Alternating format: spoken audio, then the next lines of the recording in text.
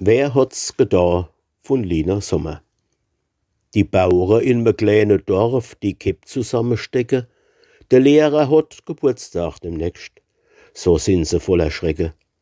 Es hat der Mann schon 20 Jahre die Kinder instruiert, die Glock geleiht, die Orgel gespielt und das Kirchenbuch geführt. Der Elsch, der sagt, es tät sich doch jetzt wes Gott gehöre, dass mehr dem braven alten Mann mal etwas Rechts verehren. Ja, aber was soll ist die Frage? Die Zeiten sind zu schlecht, uns Geld is rar, man kann nicht so, als wie man halt gern möcht.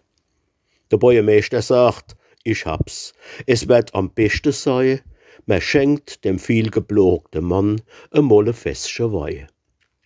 Ich schick gleich morgen in de Früh Fass im Dorf umher, und jeder von euch gießt was neu, so fall's auch niemand schwer.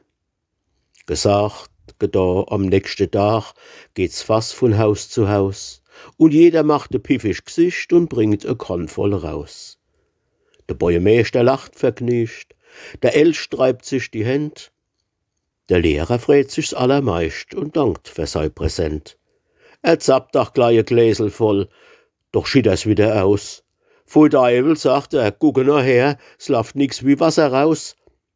Die Bauern kreischen all im Chor und gucken einander an. Zum Kuckuck, nee, so ein Blamage. Ja, wer hat an das getan?